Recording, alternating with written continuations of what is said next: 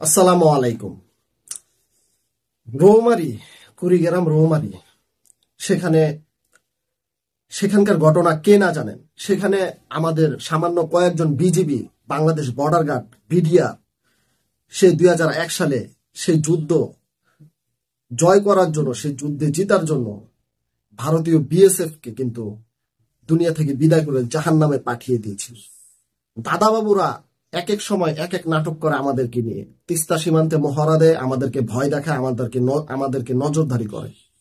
নতুন করে বিএসএফ আবার বাংলাদেশের আকাশে আমাদেরকে নজরদারি করতেছে। আমি যখন এই নিউজটি করছিলাম, ঠিক 31শে মে ঘটনাটি ঘটেছে। দেখুন কি হয়েছে। বাংলাদেশের আকাশে আধা ঘন্টা ভারতীয় ড্রোন চক্কর দিয়েছে, মানে আমাদেরকে নজরদারি করেছে। কুড়িগ্রামের রৌমারী উপজেলার ঐতিহাসিক বড়াইবাড়ির সীমান্তে ফের বাংলাদেশের আকাশ সীমায় ভারতীয় ড্রোন উড়তে দেখা গেছে।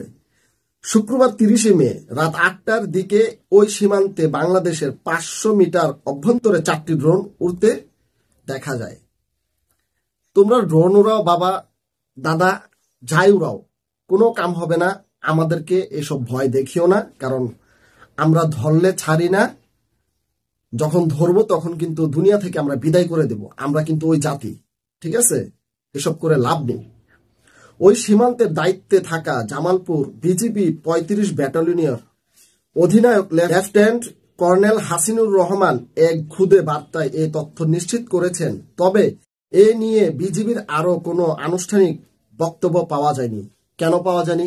আমাদের বিজিবির উচিত ছিল এই বিষয়টাকে কেন্দ্র করে দেশবাসীকে জানানো, বক্তব্য পেশ করা, জানানো যে আসলে ঘটনাটা কি সম্পূর্ণ ঘটেছিল। এ বিষয়ে জানানো দরকার, প্রয়োজন বলে মনে করি। স্থানীয়রা বলেছেন, ভারতের আসাম রাজ্যের কাকরিপাড়ায় বিএসএফ ক্যাম্পের আওতাধীন বিএসএফ সদস্যরা শুক্রবার রাতে বাংলাদেশের অভ্যন্তরে 4টি ড্রোন পাঠায়।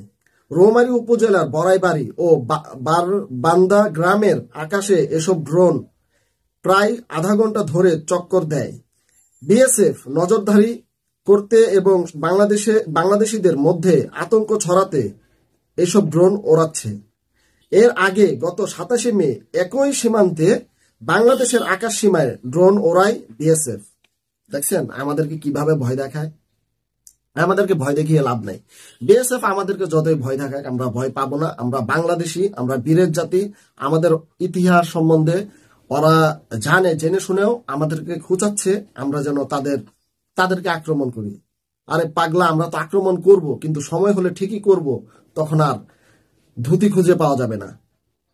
বিজিবি সূত্র জানায়, শুক্রবার রাত 8:15 থেকে 8:45 পর্যন্ত 30 মিনিট ধরে সীমান্তের আন্তর্জাতিক পিলার 1067-1 এর কাছে বাংলাদেশের 500 মিটার অভ্যন্তরে 4টি ভারতীয় ড্রোন চক্কর দেয়। এ বিষয়ে বিএসএফ এর সঙ্গে যোগাযোগ করলে তারা অস্বীকার করে। দেন কত বড় বাটপার, কাম ঘোড়া, তারা অস্বীকার করে। আরে ভাই, বাংলাদেশের ওই সীমানার ভিতরে কোনো অধিকার নাই বাংলাদেশিদের ওই জায়গায় ড্রোন উড়ানো। ওই সীমান্তের ভিতরে কোনো নিয়ম নেই বাংলাদেশিরা সেখানে ড্রোন উড়াবে। তাহলে বাংলাদেশিরা সেখানে ড্রোন উড়াইছে কি? জিন উড়াইছে?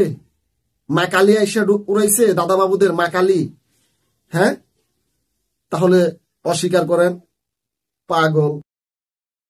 সূত্র আরো জানায়, বিএসএফ ছাড়া এসব ড্রোন অন্য কারো ওড়ানোর সুযোগ নেই, কারণ তারা সীমান্তের 200 গজ পর্যন্ত দায়িত্ব পালন করে। তাদের নজর এড়িয়ে সাধারণ মানুষের এসব ড্রোন ওড়ানোর সুযোগ নেই, কিন্তু বিএসএফ দায় স্বীকার করে না। কত বড় খারাপ দেখেন। আসলেই মুশরিকরা সবসময় না এই ধরনের কালচারে অভ্যস্ত। তারা কোনো সময় ঘটনা ঘটিয়ে তারা কোনো সময় স্বীকার করবে না। আর ভারত তো এরা আমাদেরকে কোনো সময় মূল্যায়ন করতে পারেনি, আমাদেরকে সবসময় খুঁচায় যেন আমরা তাদেরকে এই মুহূর্তে আমরা বাংলাদেশিরা বা বাংলাদেশের বর্ডার গার্ড, বিজিবি, তারা যেন তাদেরকে আক্রমণ করে এটা নিয়ে তারা একটা গেম খেলতে চায়, কিন্তু এই গেম খেলাতে যে তারা হেরে যাবে এই জিনিসটা তারা বুঝতে পারতেছে না। আরে ভাই, তোমরা তো পাকিস্তানের সাথে পারো না, আবার বাংলাদেশিদের সাথে লাগতে আসছো। হ্যাঁ, আমাদেরকে মিসাইল মেরে আমাদেরকে অনেক ক্ষয়ক্ষতি তোমরা করতে পারবে, আমাদের হাতে অস্ত্র কম আছে, কিন্তু পাকা খেলোয়াড়টা তো আমরা, আমার বাংলাদেশি যোদ্ধারা। পাকা খেলোয়াড় তোমাদের চাইতে আমার বাংলাদেশি যোদ্ধারা, তোমাদের চাইতে আমার বাংলাদেশি যোদ্ধারা কৌশলের দিক দিয়ে কম না। তোমরা আমাদেরকে ক্ষয়ক্ষতি করবা, কিন্তু বাংলাদেশের পাশে সবাই আছে, এই জিনিসটা ভুলা যায় না। সময় থাকতে ভালো হয়ে যাও।